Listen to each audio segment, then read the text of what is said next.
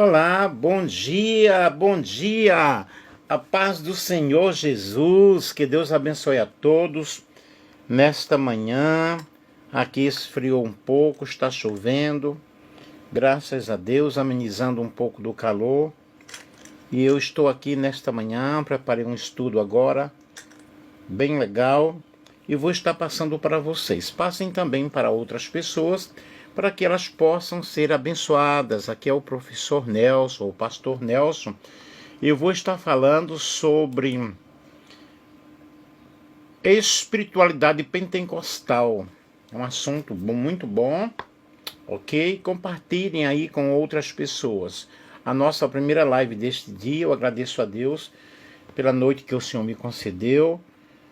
Dormi bem, acordei animado.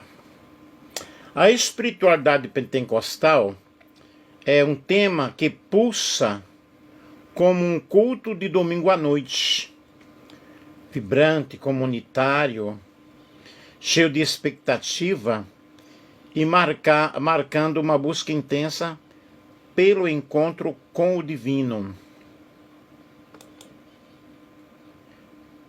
E aqui nós vamos passar para vocês esse estudo, o que é a espiritualidade pentecostal.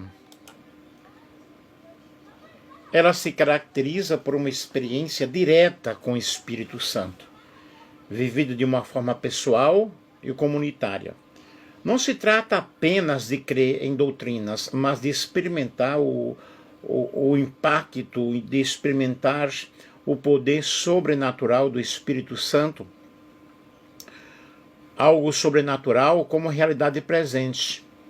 Fé que não fica sentada, ela pula, ela dança, ela ora em línguas, profetiza, chora, celebra, revela, né? É algo muito especial, é algo muito top.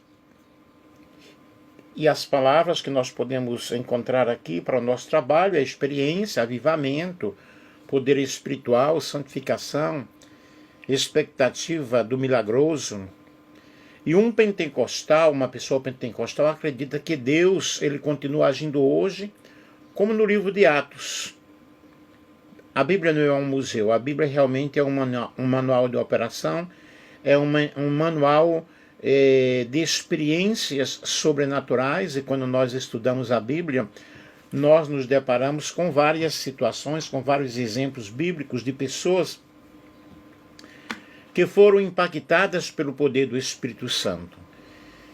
E um pentecostal acredita na realidade que Deus continua fazendo o mesmo, que Deus é o mesmo ontem, hoje e será eternamente. Portanto, ter uma experiência pentecostal é ter uma experiência genuína com o Espírito Santo. O pentecostalismo, vejamos aqui os marcos bíblicos, sempre volta a olhar para Atos capítulo 2, onde o Espírito desce como línguas como que de fogo e pousa sobre todos que estavam ali, né? E ali nasce a igreja de um modo especial. E nós temos vários textos, Joel capítulo 2, versículo 28 ao 29, o derramamento do Espírito Santo sobre toda a carne.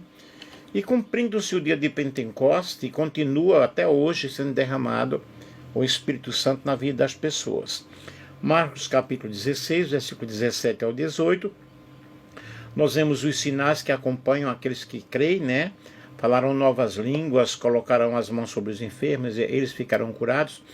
Há todo um ministério de milagres, um ministério de curas, um ministério muito especial. E em Coríntios, 1 Coríntios capítulo 12 ao 14, nós vemos os dons espirituais e a ordem no culto.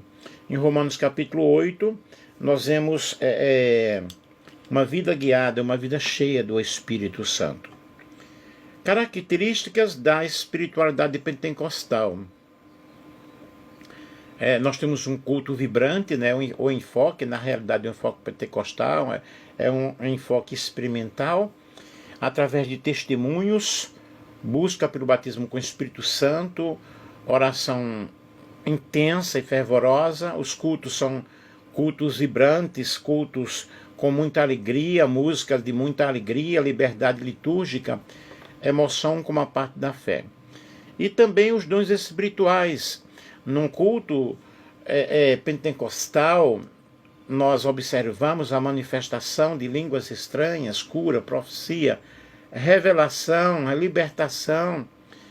E há uma expectativa escatológica que Jesus está voltando logo, e a urgência missionária. Por isso os pentecostais eles crescem muito, né? Nós pentecostais crescemos bastante porque acreditamos na volta de Jesus e precisamos ver realmente a igreja do Senhor sendo arrebatada.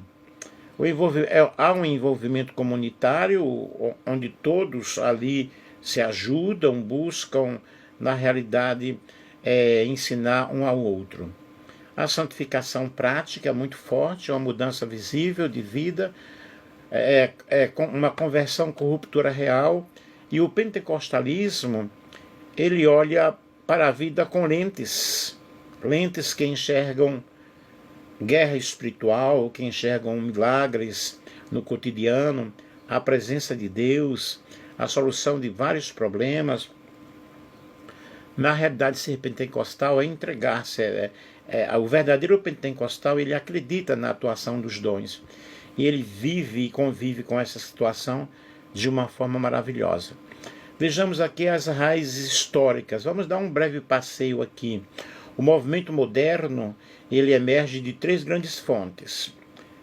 De Topeka, Kansas, 1901, onde a glossolalia, como evidência do batismo com o Espírito Santo. Eu já fiz live no YouTube, tem, né? Meu canal é Nelson Alves de Andrade.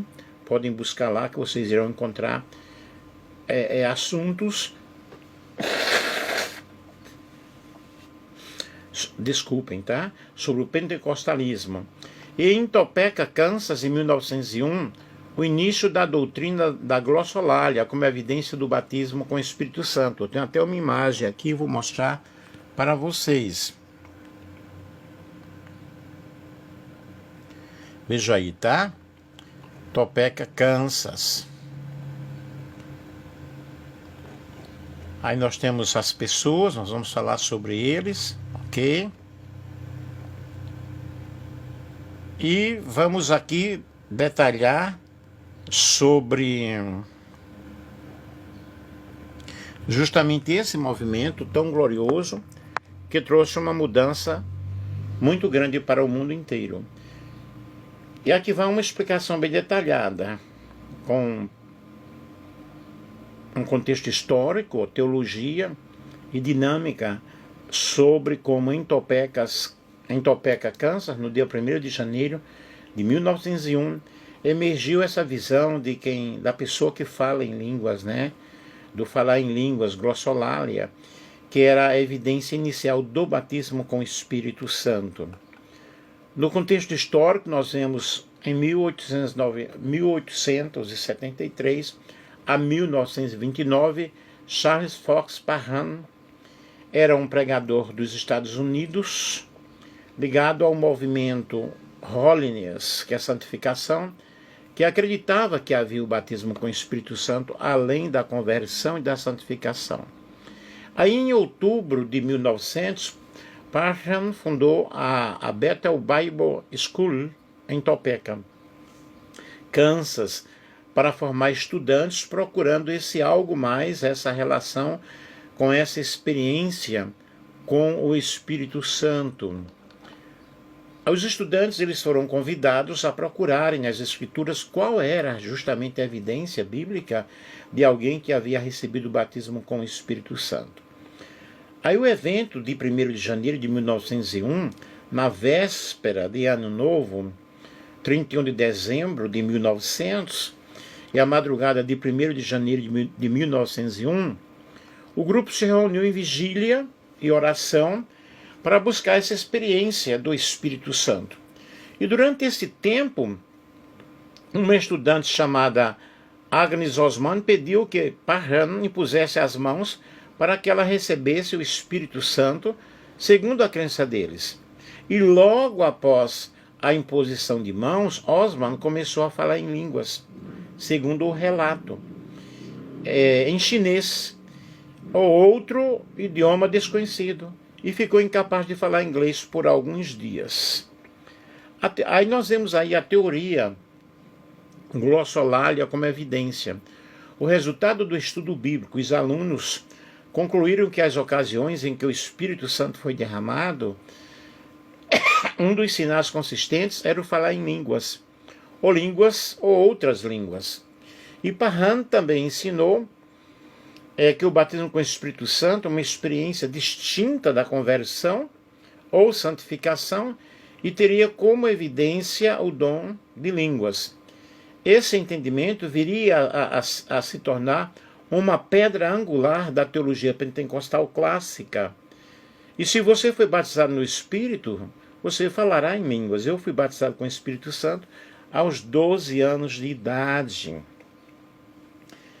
Naquela época eu era adventista, eu estava na igreja adventista do sétimo dia. Eu fazia um ano, ou menos de um ano, que eu havia aceitado Jesus. Que eu fui batizado com o Espírito Santo. Logo após eu passei para a Assembleia de Deus. Hoje eu frequento também a igreja adventista, vou aos sábados lá, gosto muito, mas eu sou pentecostal. Significado e implicações. Esse episódio é considerado por muitos historiadores como o marco inicial do movimento pentecostal moderno. E a doutrina dessa evidência inicial diferenciou o pentecostalismo clássico de muitos outros ramos do protestantismo ao afirmar que a experiência do Espírito Santo vem logo após a conversão e requer um sinal visível, línguas. E essa visão ela mudou drasticamente a expectativa espiritual. Não bastava crer em Jesus, ou mesmo ser santificado. Era preciso buscar ativamente essa experiência do Espírito Santo com evidência. Interessante, eu quando fui batizado com o Espírito Santo, eu não estava buscando esse batismo com o Espírito Santo. Aconteceu naturalmente. A partir desse ponto, o movimento espalhou-se, influenciando outros eventos como o Azusa Street Revival em Los Angeles, em 1906, e posteriores igrejas pentecostais ao redor do mundo. Vejamos aqui as críticas e nuances. Alguns estudiosos apontam que nem tudo que foi relatado pode ser verificado com rigor histórico. Os testemunhos variam, e os relatos são em parte comunitários e simbólicos. A própria Agnes Osman mais tarde reconheceu que a fala de línguas talvez não fosse a única evidência legítima da vinda do Espírito Santo, né? Legítima da vinda do Espírito Santo. A noção de línguas, glossolalia ou xenolalia, é objeto de debate, se são idiomas mais previamente não aprendidos ou manifestações espirituais simbólicas. Eu também tenho uma live aí no canal do YouTube que fala sobre a xenolalia e a glossolalia. Vejamos aqui um pouco sobre o avivamento da Rua Azusa, em Los Angeles, em 1906, que é uma inclusão racial, uma expansão global. Vou mostrar aqui também o templo da fé apostólica.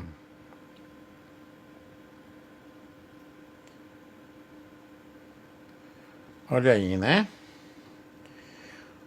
O avivamento da Rua Azusa, Los Angeles, em 1906. Aí nós vamos mergulhar nessa história fascinante aí, tá? Nessa história maravilhosa.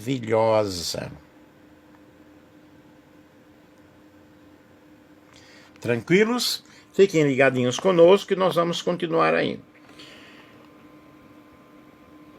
Aí nós temos que esse avivamento começou em abril de 1906, sob a liderança de William J. Simon, pregador afro-americano. Eu vou mostrar aqui a foto dele também.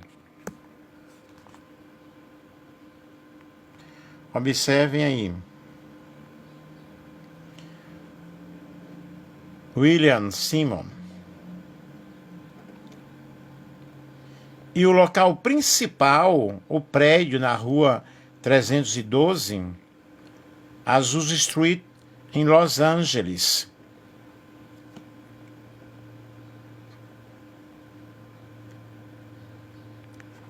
Que aconteceu esse grande movimento.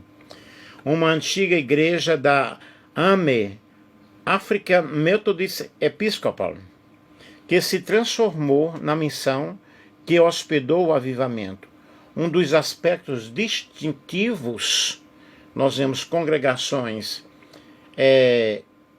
interracialmente integradas, negros, brancos, latinos, asiáticos, e participação de milhares de mulheres, de muitas mulheres, na liderança, algo raro em 1906, no auge da segregação racial nos Estados Unidos.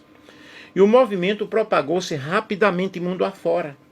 Missionários saíram de lá, igrejas pentecostais surgiram em vários países, fazendo parte desse avivamento em pontapé global. Em termos de espiritualidade, enfatizou o batismo no Espírito Santo, com evidência de línguas, curas, adoração espontânea e uma comunidade de fé radicalmente inclusiva para a sua época. Deixa eu mostrar mais aqui alguma foto, né?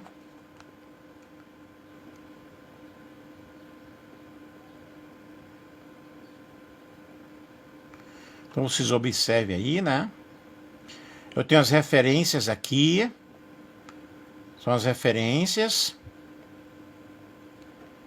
E agora eu vou falar sobre 1910 a 1920, o Nordeste do Brasil, com esse avivamento também, com esse avivamento espiritual, de uma forma gloriosa, o Pentecoste chegando ao Nordeste brasileiro, através dos missionários Daniel Berg e Gunnar Wingre, que é o início das Assembleias de Deus. E Daniel Berg e Gunnar Wingre, pioneiro do movimento pentecostal no Nordeste brasileiro. Também tem uma foto deles aqui, vou mostrar para vocês.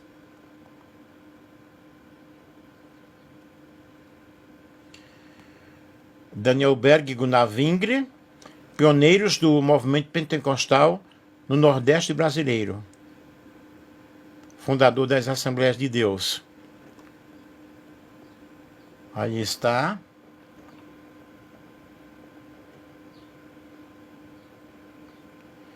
E nós vamos falar aqui sobre isso, ok?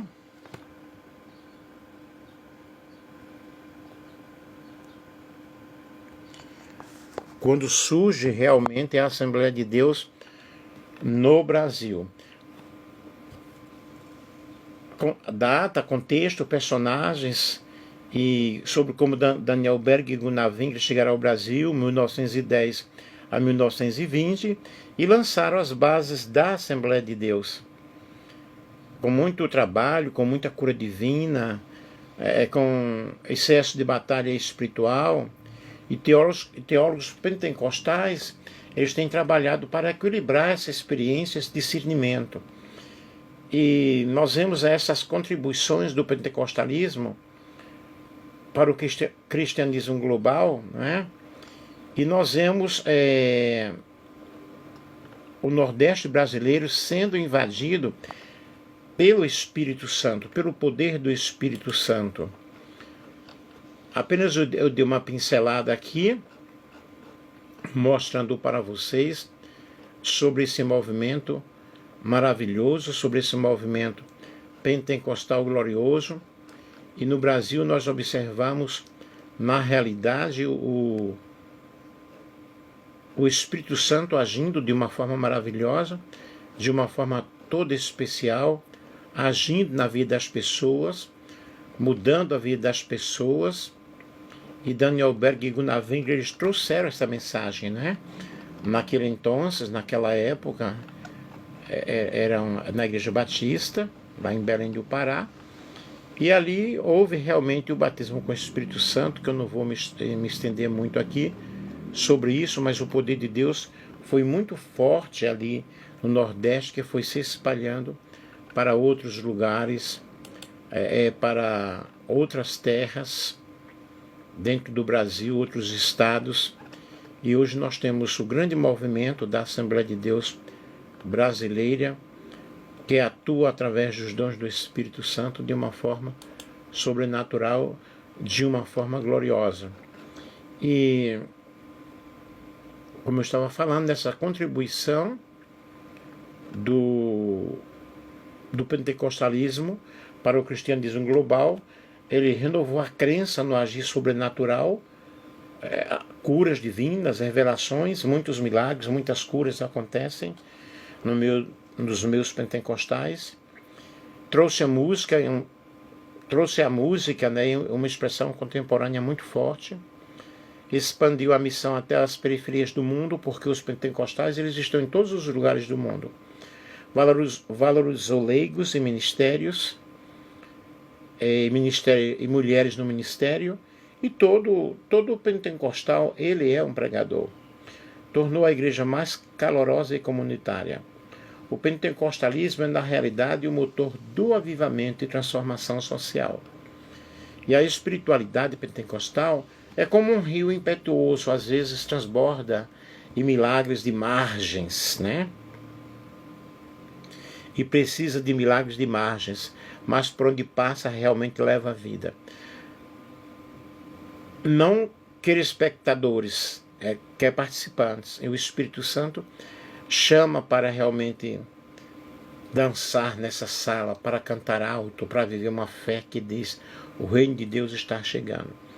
Ser pentecostal, na realidade, é ter uma influência espiritual muito forte, muito grande, porque nós enfatizamos essa vida espiritual, esse vigor espiritual. É claro que existem muitas coisas que, na realidade, às vezes não estão corretas, porém todo mundo é imperfeito, todos nós somos imperfeitos. Mas quando uma pessoa ela é cheia do Espírito Santo, ela busca esse momento sobrenatural que vai acontecer na vida dessa pessoa. O Espírito Santo ele nos guia a toda a verdade, a toda a revelação, e que nós possamos cada vez mais invocar o Espírito Santo e deixar o Espírito Santo agir em nossas vidas numa influência sobrenatural, numa influência gloriosa, e que nós possamos dizer: bem-vindo, Espírito Santo, seja bem-vindo. Então, queridos, o derramamento do Espírito Santo cumpre-se dia após dia, momento após momento. Temos até os católicos carismáticos, né? Quando eles buscam essa ênfase pelo poder de Deus, pela glória do Senhor Jesus Cristo. E o Senhor Deus é um Deus que nos enche da sua glória, nos enche do seu poder, nos enche da unção do seu Espírito Santo. E no Brasil, na realidade, hoje nós temos muitos grupos pentecostais, muitas igrejas pentecostais, e mesmo as igrejas tradicionais hoje agem de uma forma diferente, de uma forma gloriosa, dão glória a Deus, dão aleluia, glorificam o nome do Senhor, exaltam o nome do Senhor Jesus. E que nós possamos nos entregar cada vez mais. E graças a Deus pela vida de Daniel Berg e Gunnar Wingre, que foram missionários suecos que chegaram em Belém do Pará no dia 19 de novembro de 1910. Inicialmente eles frequentaram uma igreja batista local. Eles já levavam essa doutrina, né? O batismo com o Espírito Santo como evidência de falar em línguas. E essa premissa realmente causou uma tensão muito forte na igreja, porque para eles era novidade. Aí em 18 de junho de 1911, foi fundada a primeira congregação que deu origem à Assembleia de Deus no Brasil, em Belém do Pará. Um pequeno grupo que se reunia em uma casa. O nome, Missão da Fé Apostólica, era usado inicialmente. E somente em 1918 adotou-se oficialmente o nome Assembleia de Deus. Aí, desde Belém do Pará, o movimento começou a crescer em muitas regiões, norte, nordeste, sudeste, em todo o Brasil, né? E os missionários, eles ajudaram a plantar igrejas, a implantar igrejas, treinar líderes, consolidar a doutrina e a prática pentecostal no contexto brasileiro. E com o tempo a liderança passou para as mãos dos brasileiros. Em 1929 foi realizada em Natal, Rio Grande do Norte, uma reunião que marca a transferência de responsabilidade nacional para pastores brasileiros. Aí mais tarde nós vamos ver surgir várias convenções e ministérios dentro da Assembleia de Deus, refletindo o crescimento e a diversidade no mundo. E a origem da Assembleia de Deus no Brasil é importante por vários motivos. Ela representa a introdução massiva do pentecostalismo no país. Mostra como a espiritualidade pentecostal se adaptou ao contexto brasileiro, língua, cultura e sociedade. De conta de como os pequenos grupos, um pequeno grupo em Belém se tornou uma das maiores denominações evangélicas do país. Então, queridos, que Deus te abençoe, que Deus te ajude. Você que participou aí da nossa live, eu espero que você tenha compreendido. Você que ainda não tinha esse conhecimento, mas que você possa se entregar à experiência do batismo com o Espírito Santo. Amém? Que Deus abençoe a todos, em nome de Jesus. Um grande beijo, um grande abraço, com muito carinho.